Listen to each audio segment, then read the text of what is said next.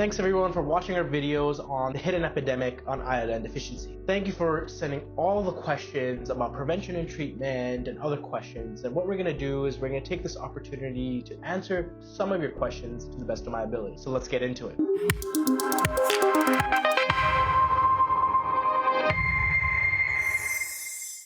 So the first question is, why is iodine deficiency referred to as the hidden epidemic? Imagine an iceberg.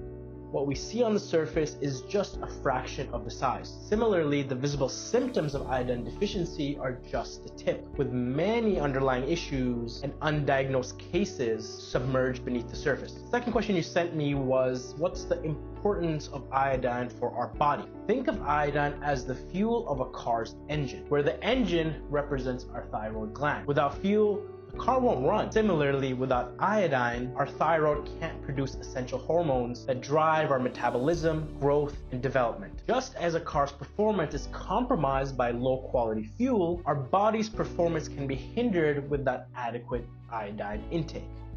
Are certain populations more at risk for iodine deficiency? Short answer is yes. The long answer is as follows. Imagine living on a mountain where certain resources like water are scarce. Similarly, people in mountainous regions or areas with frequent flooding might find themselves iodine scarce due to the nature of the soil in the region. Furthermore, pregnant women and infants are more susceptible to the effects of iodine deficiency because generally they need more nutrients for growth and development.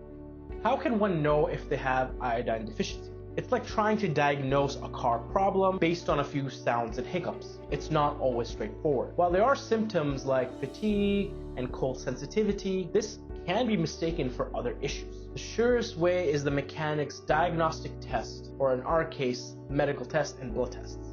Are there any other natural sources of iodine other than seafood and dairy? Absolutely. Vegetables like spinach and soybean can be sources, but their iodine content varies based on several factors, like the soil's iodine content.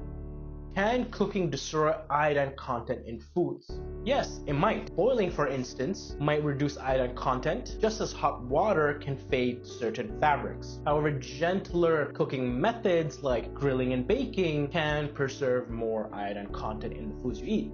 Why is iodized salt considered the most common measure against iodine deficiency? Iodized salt is the primary weapon against iodine deficiency because of its simplicity and cost effectiveness. For example, in the early 1920s, people in the United States faced a ton of issues with goiters. As this issue worsened, the United States introduced iodized salt into the population, subsequently seeing a dramatic reduction in the number of cases of goiter. Since salt is a staple in foods around the world, fortifying with iodine ensures widespread coverage.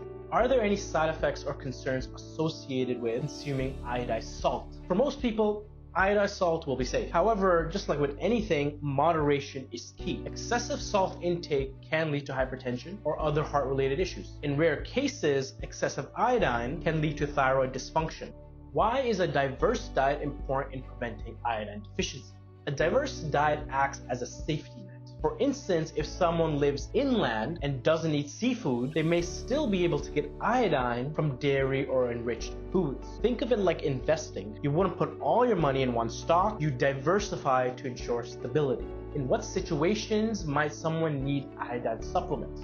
Consider a vegan who doesn't consume dairy or seafood and lives in a region where the soil is naturally iodine deficient. Such an individual might not get enough iodine from food and may need supplements. Think of it as watching a recorded concert versus attending one live. While the recorded version supplements can give you the music, the live event natural sources provides the atmosphere, additional nutrients, and a holistic experience. Natural sources are always preferred, but sometimes the recorded version is all you have access to.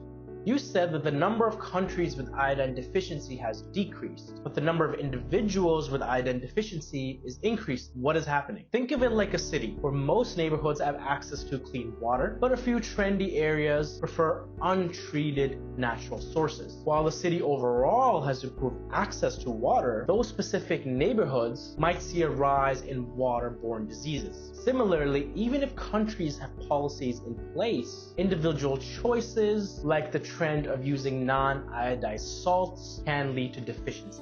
Let's move on to questions you sent me about policies and practices. So first question is, how can restaurants play a role in preventing iodine deficiency? Imagine a popular restaurant that serves hundreds of customers daily. If they switch to using iodized salt, they can potentially impact thousands of people weekly. By making this simple change and perhaps even promoting the health benefits, restaurants can set the trend and make a difference. How can individuals advocate for better iodine nutrition in their communities? Imagine a single candle in the dark. While it provides light, when more candles are lit from the original candle, the brightness multiplies. Similarly, one informed individual can spark awareness in others, multiplying the impact. Hosting community talks or school programs is like lighting more candles, spreading brightness and knowledge. How do policies ensure that iodized salts reach everyone?